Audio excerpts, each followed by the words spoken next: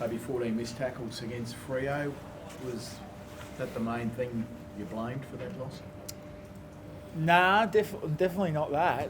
There's a few things. Sort of our pressure, being able to restrict corridor use,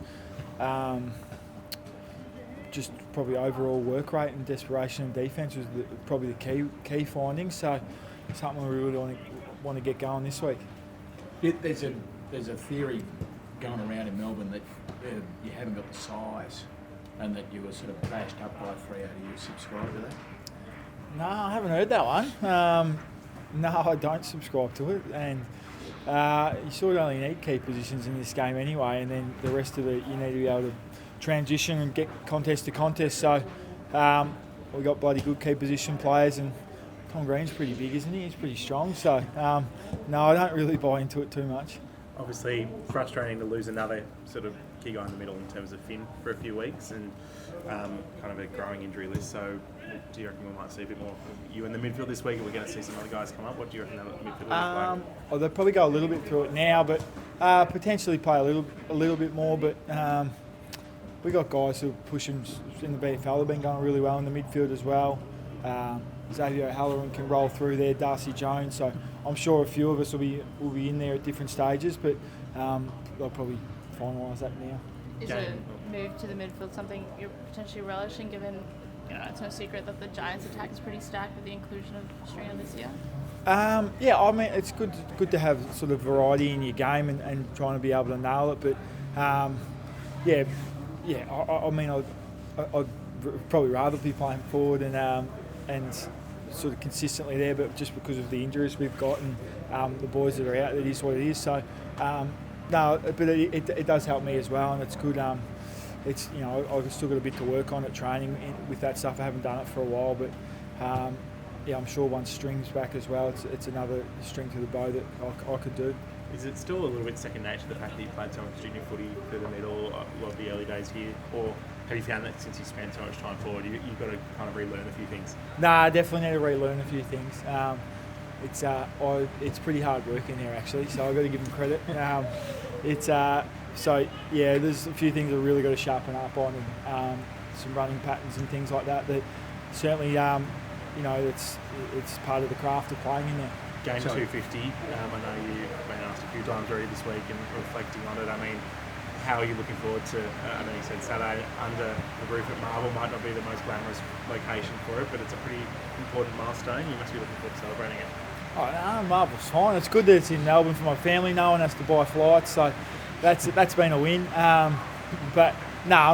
be awesome fun, and I want to try and get a win, and hopefully have friends and family in the rooms after, and sort of celebrate with everyone who shared the journey. And so that's all I'm looking forward to. But sort of worry about that probably once the final siren goes. I think I heard you say on the club podcast that you'll be running out with Isla for the first time. You must be looking forward to that. Yeah, that'll be good. We'll see how she goes, because it's right when her nap time is, so she might crack it, and she might be getting booed as well. So we'll see how she goes. But I am excited for it if she lasts the distance. Woody's had struggles with that in the past, hasn't he? I think he had a few crying kids on his back when he's had milestone games. Well, the 12:40 starts smack bang in the middle of her nap, so we'll just play it by ear. Has fatherhood affected your form in any way, do you think?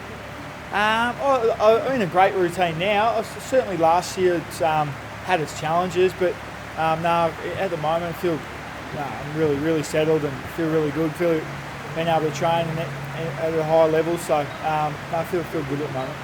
Obviously, the club's put out a few of your highlight reels throughout the year. Have you kind of sat down, had a cheeky look at them, maybe a giggle? No, I'm sick of those photos. I'm done with them. It's all part of it, and it just makes me realise how long I've been here, and I look, I'm pretty old now. That's what I've taken from it. Obviously, on that age part, has it changed the way you kind of think about your role and how you prepare your body? I know Jesse's been really open about that as well.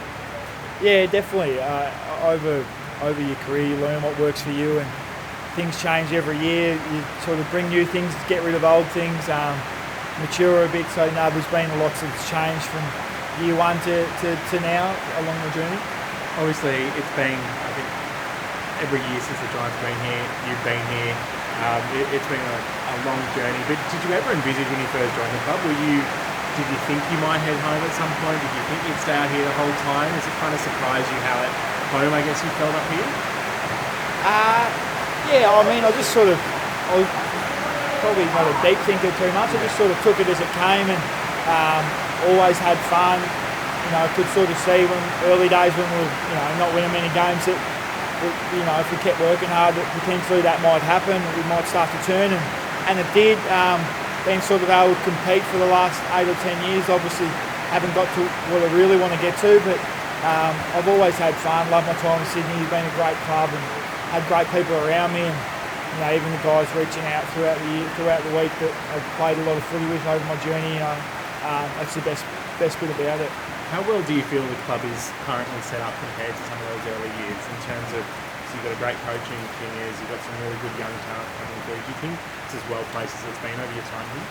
Yeah, we're in a good stable position, but there's always challenges, especially with the club out of Melbourne. A lot of guys not from Sydney.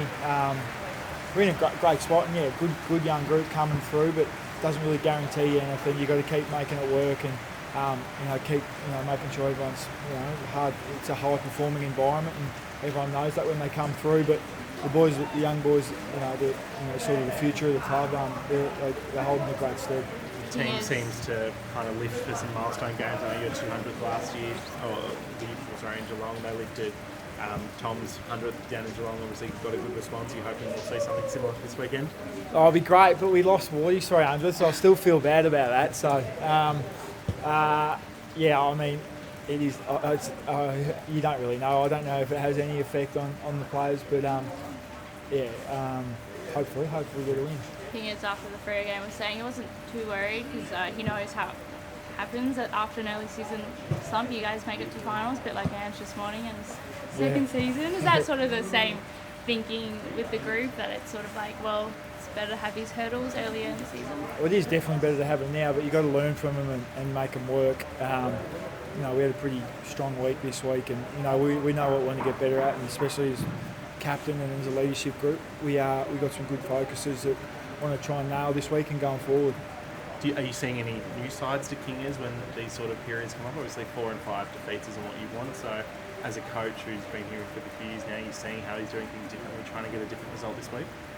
Oh, yeah, yes and no. Like, we've still got the same, we're still playing the same system that we want to play. We've just got to execute it better. Coaches, it's a part of their role is bringing in new, ideas and rejuvenating and bringing energy to the group when needed. So he does some little things different along the way, but our overall system and structure and how we want to play hasn't changed. Obviously, a bit's been made of Carlton's form this year in terms of dropping off later in games and having a bit quieter fourth quarter. So, how important is it to have that 4-point performance to know that if we can be in a position late, then we could put a bit of pressure on in that aspect? Yeah, I mean, we haven't really spoke about it at all. So. We just want to get our stuff right and go from there. We're expecting Carlton's best form, so that's what we just worry about that and make sure we bring our best and go from there and hopefully win the game. Do you reckon you're going to get a match up on Hainsey at some point and have to try and get one over him? I'll certainly be on him at times. Be good. He's going really good at the moment, so I'm sure we'll be crossing paths a fair bit.